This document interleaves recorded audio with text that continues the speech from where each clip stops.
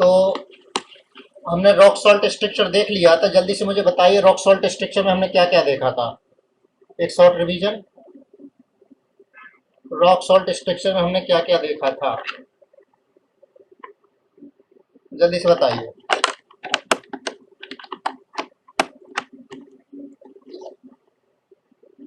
Cl minus कहाँ था CCP में? सीसीपी रॉक सॉल्ट की समरी की बात कर रहा हूं मैं। Cl माइनस कहाँ पर था? सीसीपी। और Na प्लस कहाँ था? All octahedral bond. याद आया? Number of formula per unit cell, number of formula per unit cell कितने थे? 4। कोऑर्डिनेशन नंबर दोनों की 6 थी। और ए इक्वल टू हमने देखा था 2 into R plus R minus. ठीक है ना। अब यहाँ पर एक चीज़ और मुझे बतानी, packing fraction. Actually packing fraction निकालते कैसे हैं? पैकिंग फ्रैक्शन कैसे देखा था हमने? Z into volume of atom divide by A Q. याद आया? अब जेड किसका? यहाँ तो एन भी 4 हैं और सीएल भी 4 हैं, तो हम क्या ले लेंगे? Z of plus volume of plus Z of minus volume of minus divide by A cube. याद आया? जेड प्लस यानी सोडियम एटम 4 थे और सोडियम एटम का वॉल्यूम 4/3 पाई आर प्लस का क्यूब।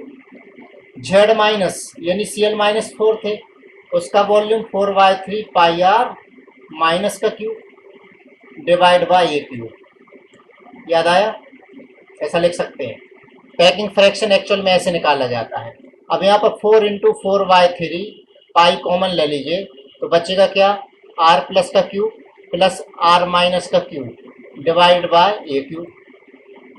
अब इसमें if A9 is in contact, A9 is in contact में नहीं होना चाहिए, क्योंकि लाइक चार्ज से कॉन्टेक्ट में रहेंगे तो रिपल्सन बढ़ेगा। तो अगर A9 कॉन्टेक्ट में, तो हमने क्या देखा था? ये Cl माइनस ले लें। Cl माइनस कहाँ कहाँ पर था? कॉर्नर पर भी था Cl माइनस और फेस पर भी था। तो यहाँ से यहाँ तक का डिस्टेंस कितना है? √2a, जो बराबर हो जाएगा 4r माइनस के बराबर हो जाएगा। तो जब ये वैल्यू पुट करेंगे तो 4 इंटू 4 यानी 16/3 pi R plus Q plus R minus Q divide by. अब यहाँ पे ए की वैल्यू कितनी आ जाएगी? ए की वैल्यू आ जाएगी 2√2 आर माइनस, तो 2√2 आर माइनस का क्यूब, राइट। तो इक्वल टू हो जाएगा 16/3 पाई आर प्लस का क्यूब प्लस आर माइनस का क्यूब डिवाइड बाय 2√2 यानी कितना हो गया? 2 4 8 2 16, 16√2 और आर माइनस का क्यूब। 16 से 16 कैंसल, इक्वल टू क्या बचेगा? Pi by 3√2। और यहाँ पर देखिए, यहाँ पर क्या बचा? R plus by R minus का क्यूब और प्लस हो जाएगा कितना? 1 हो जाएगा। ये फाइनल आंसर आ गया। अब आर प्लस और आर माइनस की वैल्यू पुट कर दीजिए। वॉइड कौन सी? यहाँ पर वॉइड है ऑक्टाहेड्रल वॉइड। ऑक्टाहेड्रल वॉइड के लिए कितना होता है? R plus R minus 0.414। ये वैल्यू पुट करके हम एग्जैक्ट वैल्यू भी निकाल सकते हैं, लेकिन ऐसी एग्जैक्ट वैल्यू यहाँ पर नहीं पूछते, वो सीधा इस तरह से सिंप्लीफाई करके पूछते हैं। तो अब आपको एक तरीका और समझ में आ गया कि पैकिंग फ्रैक्शन एक्चुअल में अलग अलग एटम, उन एटम का वॉल्यूम, उनका सम करके हम निकालते हैं। याद आ गया? समझ में आ गया? अब अगर जैसे मैं इसमें से कुछ Na अलग कर दूं, कुछ Cl अलग कर दूं, तो जितने Na बचेंगे उतने Na का भी प्लस, उतने ही Cl माइनस का भी माइनस हो जाएगा। ये चीज क्लियर हो गई? ठीक। तो हमने रॉक सॉल्ट में देख ली, इस तरह से आपको सभी में देखना है। चलिए दूसरा टाइप का ले लें। दूसरा टाइप का structure caesium chloride type structure. Caesium chloride type, जिसका एग्जांपल अल्कली मेटल हैलाइड, जैसे कि सीजियम क्लोराइड CaCl। अब इसमें आपको ध्यान रखना एक लाइन, Cl कहाँ पर? Cl होता है कॉर्नर पर और Cs कहाँ पर होता है? Body centre. ठीक है। तो नंबर ऑफ सीएल कितने होंगे? नंबर ऑफ सीएल कितने होंगे? कॉर्नर 8 होते हैं, कॉर्नर का कंट्रीब्यूशन 1/8 होता है। और नंबर ऑफ सीएस कितने होंगे? Number of CS body centre 1 है तो 1 हो गया। तो नंबर ऑफ फार्मूला क्या होंगे? Number of formula equal to एक सीजीएम और एक सीएल है। इसका मतलब जेड की वैल्यू यहाँ पर कितनी हो गई? 1 हो गई। अब ध्यान रखना सीजियम क्लोराइड बीसीसी स्ट्रक्चर है। ये कौन सा स्ट्रक्चर? बीसीसी। तो जेड 2 मत रख देना, जेड 1 आएगा। क्यों? क्योंकि एक सीजियम और एक क्लोरीन मिलकर के एक फार्मूला बना रहा है। Yes no? ये हम गलती कर बैठते हैं। दूसरी बात, नंबर ऑफ फार्मूला हो गए। अब यहाँ पर हमें निकालना है कोऑर्डिनेशन नंबर। कोऑर्डिनेशन नंबर बताइए जल्दी से। बीसीसी में कितनी होती है? 8 आना। अब यहाँ पर बीसीसी में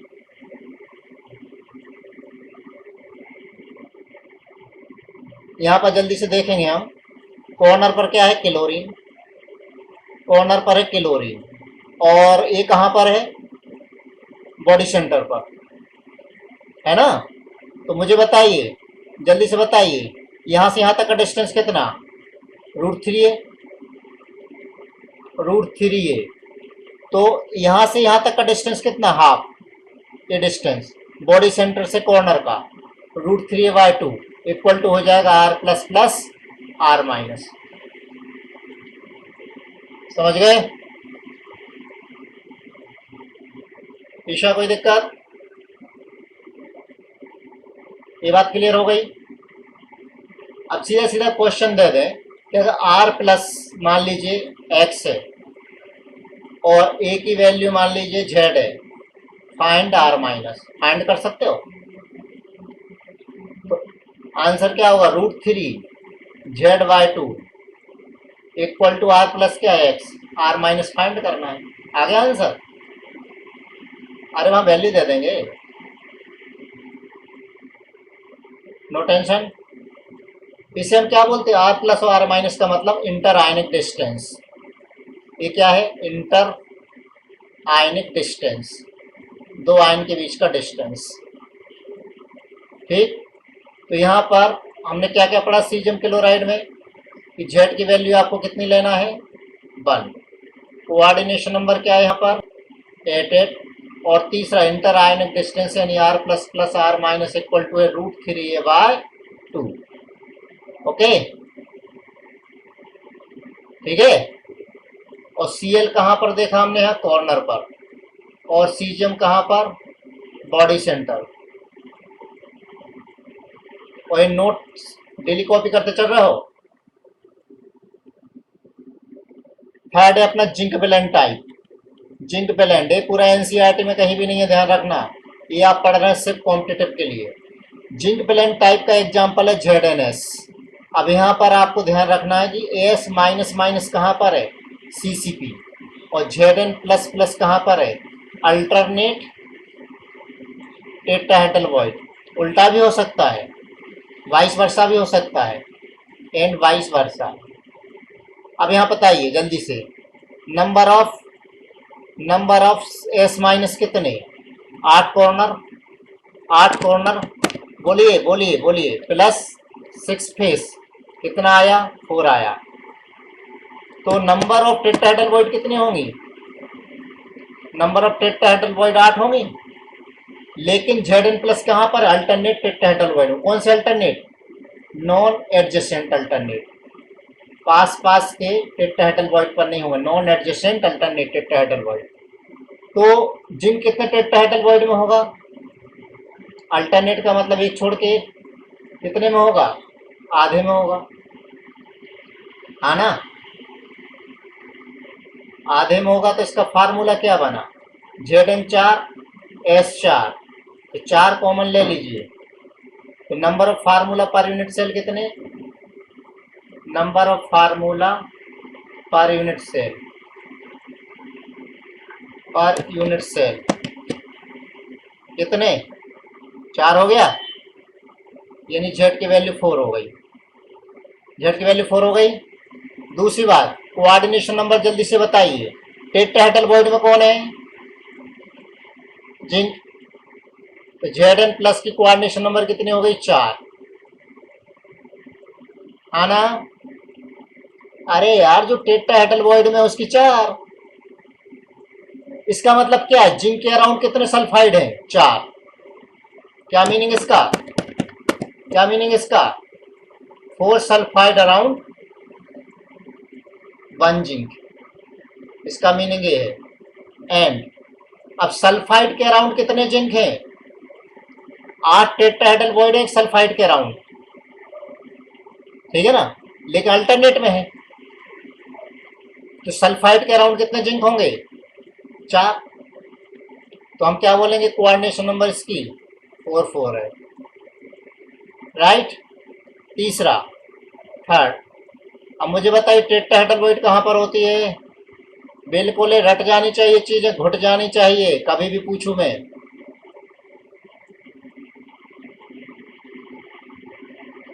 ठीक, ये देखो यहां पर क्या है? ये क्या है? Sulphide. Yes no? Yes no? Good. अब ये अगर बॉडी डायगोनल है तो फिर जिंक कहां पर होगा? बॉडी डायगोनल पर। याद आ गया? तो टेट्राहेड्रल वॉइड का डिस्टेंस कॉर्नर से कितना होता है? 4 √3/4, क्योंकि पूरा बॉडी डायगोनल √3 है, उसके 25% डिस्टेंस पर टेट्राहेड्रल वॉइड होते हैं। याद आया? अरे तो एक इधर होगी, वही तो 25% पर होगी, इस कॉर्नर से 25 पर होगी। अब क्या बात समझ में आ गई? ठीक, तो ये बात होगी अपने किसकी? जिंक ब्लेंड की। आगे बढ़ा जाए।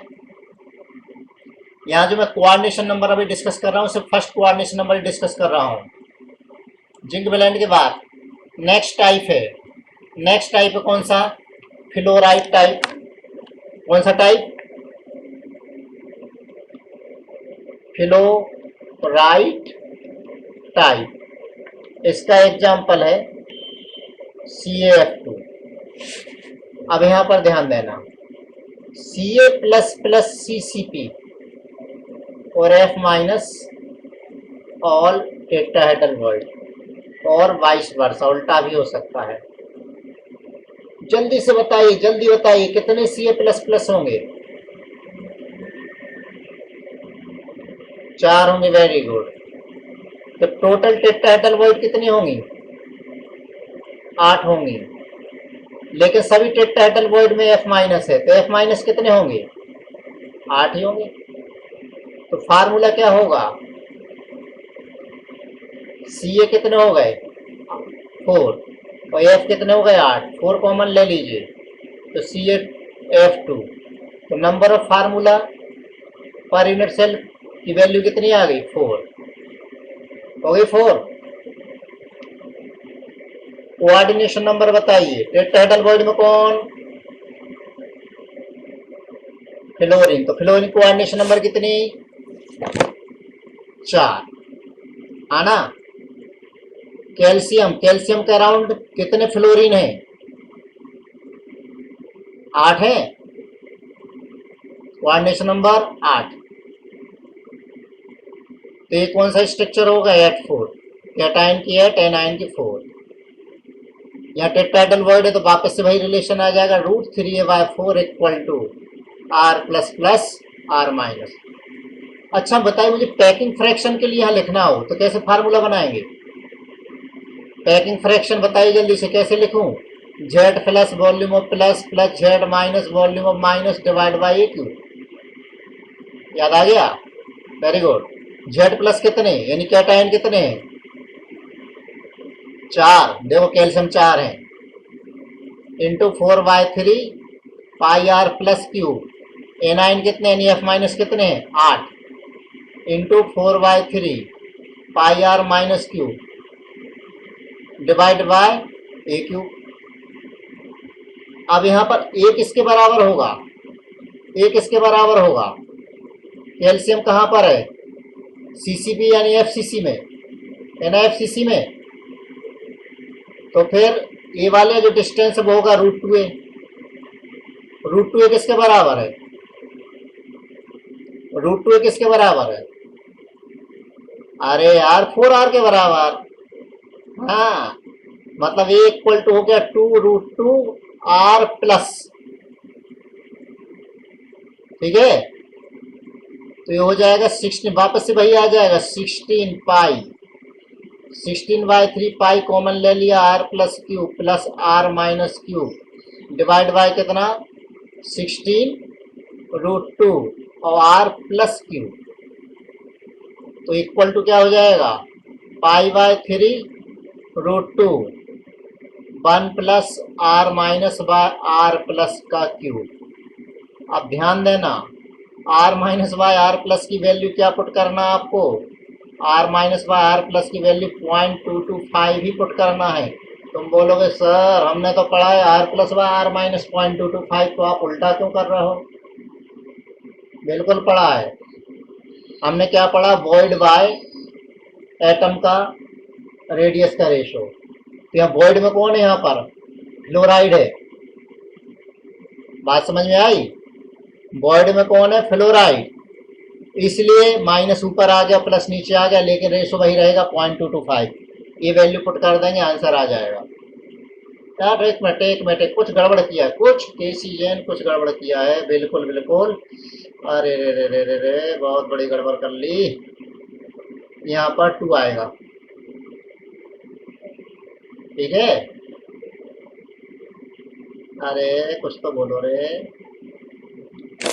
ठीक है, अरे रे रे रे मैथमेटिशियन, 2 कहाँ से आया? 8 कॉमन लेना, ये 8 है यहाँ पर। ठीक है, कर लोगे? Here r minus by r plus आपको क्या रखना है? 0.225। हैप्पी? चलिए आगे बढ़े। कैसा चैप्टर है? अच्छा है।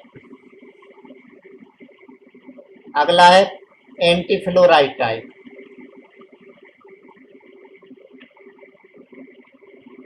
एंटी फ्लोराइड टाइप का एग्जांपल है Na2O। तो यहाँ पर O माइनस कहाँ पर? CCP। और Na प्लस कहाँ पर? At all tetrahedral world.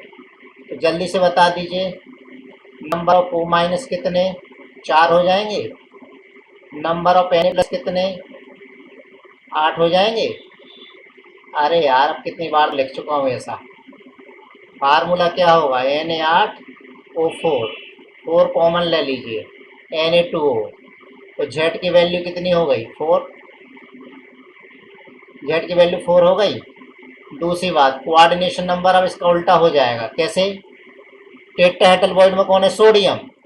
तो सोडियम की तो हो जाएगी 4 और O माइनस माइनस की 8 होगी। Third, √3a by 4 equal to r plus plus r minus. Happy? तो ये 5 टाइप के अपने क्रिस्टल्स हो गए। आगे बढ़ा जाए। चलिए कुछ और भी है। Diamond type. डायमंड टाइप ये कैसे बनता है? If all Zn plus plus and sulfide are replaced by carbon in ZnS, then we get diamond type structure. आना क्लियर? तो अब मुझे बताइए Z की वैल्यू क्या होगी? यहाँ पर 4 तो सल्फाइड के लिए और 4 जिंक के लिए। टोटल कितनी हो गई? 8 हो गई। 8 हो गई, वेरी गुड। अब मुझे बताइए क्यों सारे जिंक को हाँ जिंक को भी और सल्फर को भी कार्बन से कार्बन से रिप्लेस कर दिया ना, तो टोटल कार्बन एटम कितने हो गए? 8 ही हो गए ना, 4 सल्फाइड के और 4 जिंक के रिप्लेस किए। अब यहाँ भी कार्बन और यहाँ भी कार्बन, तो मुझे बताइए यहाँ से यहाँ तक का डिस्टेंस कितना है? 2r। कार्बन का रेडियस इक्वल टू √3a/4। अब गधे 4 टेट्राहेड्रल में है ना कार्बन, कॉर्नर से टेट्राहेड्रल तक का डिस्टेंस कितना? √3/4। गधे, पैकिंग फ्रैक्शन बोल जल्दी से। Z into V atom by में ए क्यूब, Z कितना? 8 into 4/3 pi R cube by A की वैल्यू कितनी आ जाएगी यहाँ से? 8 RC मतलब 8R बाय √3 का क्यूब हो जाएगा। मतलब 0.34 होता है, नहीं 0.32 3 है 34, कैलकुलेट कर लेना है। ठीक है, कोई टेंशन इसमें? सभी को समझ में आ गया? 0.34 आगे बढ़ा जाए।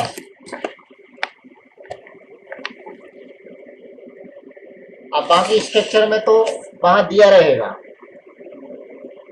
फिर भी बता देता हूं। एक होता है स्पाइनल टाइप। स्पाइनल टाइप यानी होता है AB2O4, जिसमें O कहां पर होता है? HCCP, और A पर होता है 3+, नहीं 3 दूना 6, A पर होता है 2+ और B पर होता है 3-। क्यों? क्योंकि 3+, क्योंकि टोटल पॉजिटिव नेगेटिव बराबर होने चाहिए। ठीक, तो A डाई पॉजिटिव कहाँ होता है? 1/8 ऑफ टेट्राहेड्रल वॉइड, और B ये कहाँ होता है? Half of octahedral void. बन जाएगा फार्मूला। तो टेट्राहेड्रल वॉइड होती है 8, ऑक्टाहेड्रल वॉइड कितनी होगी? 4। तो ये हो गया कितना? 2, ये हो गया 1। राइट। एक होता है inverse spinal, inverse spinal type. Inverse spinal type में O- कहाँ पर? CCP, O- CCP, और A2+ होता है 1/4 ऑफ ऑक्टाहेड्रल वॉइड, यानी ऑक्टाहेड्रल वॉइड कितनी होती है? 4। अरे CCP का मतलब 4 होता ना यार, 1 हो गया। ऐसे क्या बिल्कुल मुंह में सेंटर फिश खा के बैठ गए हो। और ये कहाँ होती है? 1/4 of octahedral void plus 1/8 of tetrahedral void. तो 1/4 ऑक्टाहेड्रल वॉइड 4 हो गई, और टेट्राहेड्रल वॉइड कितनी? 8। ये कितना हो गया? 2। वापस से फार्मूला तो उसी टाइप का बनेगा। एक होता है corundum type, corundum type, corundum type यानी Al2O3। तो यहाँ पर O- कहाँ पर होता है? HCP। तो HCP मतलब 6 एटम, 6 होते हैं HCP में। अरे पागलो, HCP नहीं देखा था क्या? और ऑक्टाहेड्रल वॉइड, ऑक्टाहेड्रल वॉइड कितनी होंगी? 6 होंगे। तो ये कितना हो गया? 4 हो गया। तो फार्मूला हो गया Al4O6, यानी 2 कॉमन ले लो, Al2O3। तो Z की वैल्यू यहाँ पर कितनी ले लेंगे हम? 2 ले लेंगे। ठीक है, इस टाइप से करना है। तो वहाँ क्वेश्चन में दिया रहेगा, ये हमें लर्न करने की जरूरत है। 5 टाइप के आपको लर्न करना है। तो यहाँ कोई दिक्कत हो जल्दी बोलो। समझ में आ गया है? कोई डाउट इसमें? एक बार रीडिंग कर लेना, और कल इसके आप लोग डाउट पूछेंगे यहाँ तक का। अब है effect effect of temperature and pressure on coordination number. मुझे एक बात बताइए, 4 बच्चे दूर दूर हैं, प्रेशर लगा दें इधर से भी इधर से भी इधर से भी, तो बच्चा ये जो सेंटर वाला बच्चा है उसके टच में कितने बच्चे आ जाएंगे? चारों आ जाएंगे। तो प्रेशर बढ़ाने पर कोऑर्डिनेशन नंबर बढ़ी कम हुई? बढ़ गई। अगर टेम्परेचर बढ़ा दें तो 4 बच्चे जो पास पास तो दूर चले जाएंगे कि और पास पास आ जाएंगे? भाग जाएंगे वो, ठीक है ना।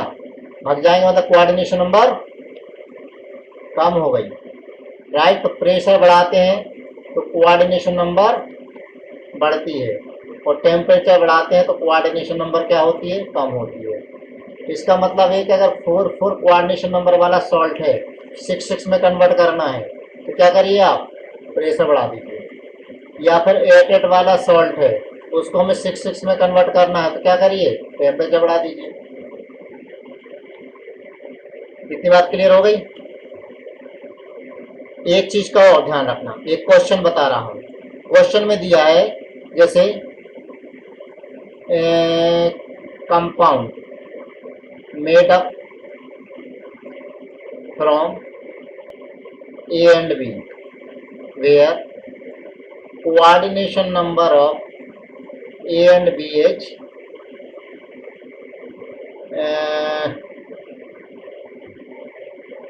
4 and 8 respectively.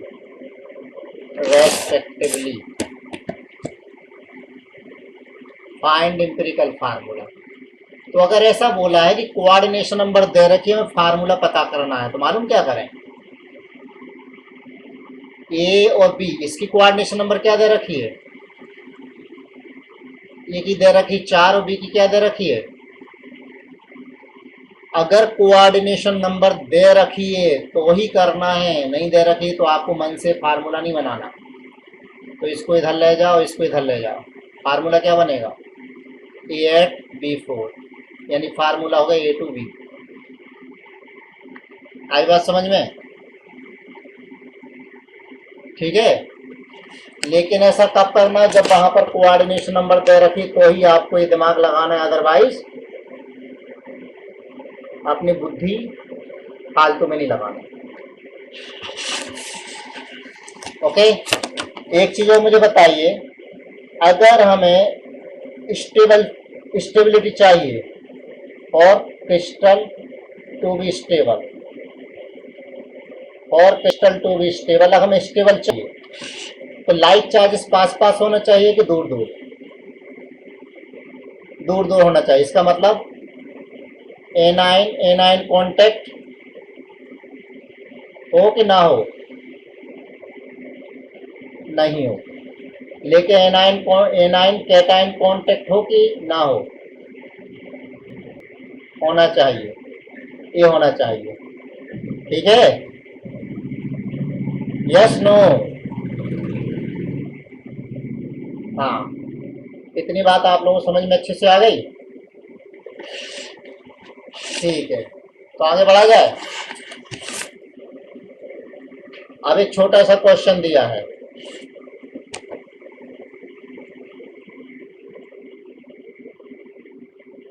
KCl having rock salt type crystal if RCl minus equal to X picometer, then calculate RK plus if age by picometer। बताइए क्या आएगा? बोलिए, आंसर बोलिए, कैसे लिखें? रॉक सॉल्ट में क्या होता है? हम पढ़ चुके कि A इक्वल टू होता है 2 into R plus plus R minus. याद आया? हमें R प्लस निकालना है, तो R plus plus R minus equal to A by 2। R plus equal to हो जाएगा a/2 minus R minus, value put कर दीजिए, आंसर आ गया। राइट। तो क्वेश्चन में देख लेना कौन सा टाइप का दिया हुआ है, तभी लगाना, अदरवाइज नहीं लगाना। इतना क्लियर हो गया? तो आगे बढ़ा जाए। ठीक है, चलिए डिफेक्ट हम कल से स्टार्ट करेंगे, इसके डिफेक्ट यानी लास्ट पोर्शन स्ट्रक्चर का। 2 लेक्चर में चैप्टर क्लोज होने वाला है। ठीक है, चैप्टर तो क्लोज हो जाएगा, लेकिन तुम कब क्लोज करोगे भगवान जाने। अब इधर ध्यान देना, जैसे ये मैंने सिंपल क्यूब बनाया। क्या बनाया? सिंपल क्यूब बनाया, वेरी गुड। सिंपल क्यूब में क्या होता है, इस तरीके से कांटेक्ट में होते हैं एटम कि नहीं होते हैं? होते हैं। तो सिंपल क्यूब में इस तरीके से कांटेक्ट में होते हैं। राइट। दूसरा, फिर से मैंने एक और लिया है,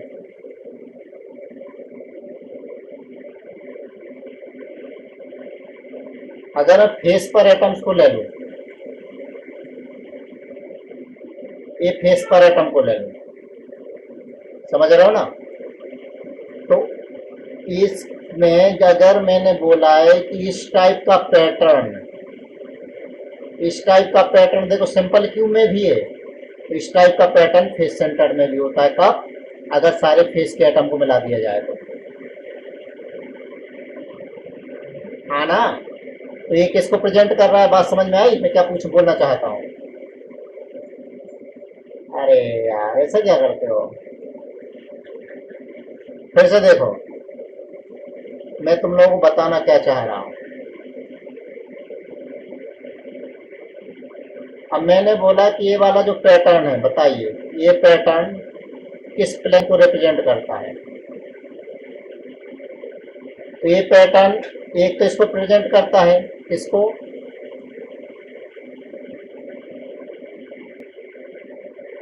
इसको फेस प्लेन को करता है। अरे यार ऐसा क्या करता है ना? हाँ तो बोलो ना फिर, यानी ऐसे डब्बे दे देंगे, प्लेन पूछ लेंगे। अब जैसे मैंने बोला कि बताइए एफ, ये वाला जो पैटर्न है एफ सी सी में किसको रिप्रेजेंट करता है, कौन से प्लेन को रिप्रेजेंट करता है? इन एफ सी सी। लगाए दिमाग। एफ सी सी में ऐसे डब्बे कहाँ आते हैं? चलो हम एफ सी सी को बनाते हैं, एफ सी सी को बनाते हैं जिसमें इस टाइप के डब्बे आते हैं। अब देखो एफ सी सी में एटम कहाँ पर है? हो गया? ले ले ले ले, देखो एक कॉर्नर और एक फेस, मिल गया ये प्लेन। तो ये कौन सा प्लेन है?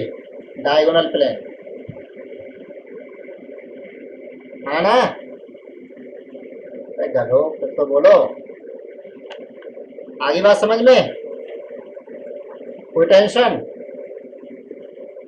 चलो क्वेश्चन दे रहा हूं। In X Y as NaCl crystal if x plus 100 picometre है, कैलकुलेट बाय माइनस। क्या लगाओगे?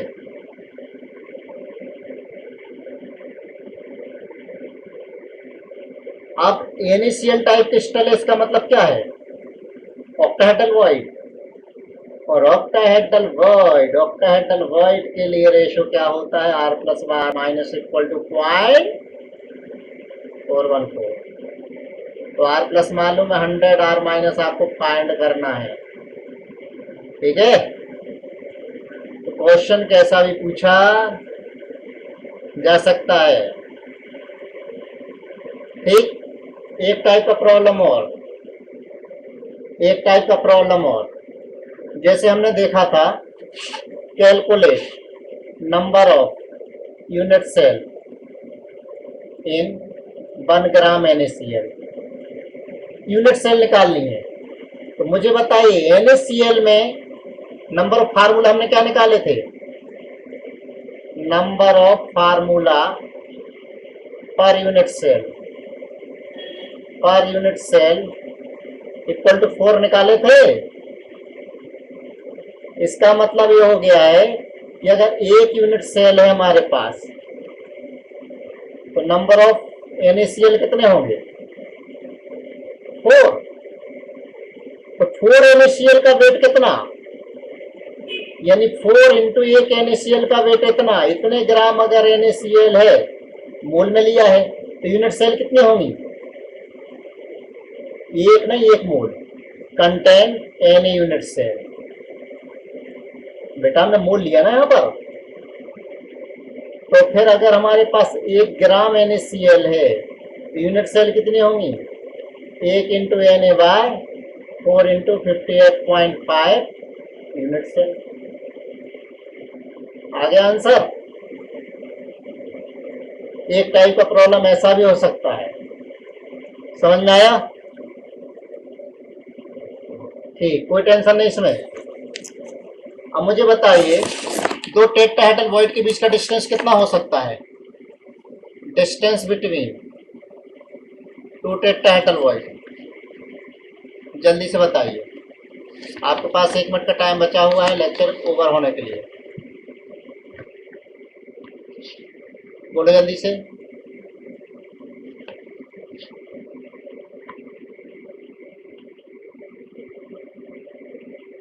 कौन, 2 रूट, अरे A/2 होगा एक तो, अरे यार क्या करते हो, 2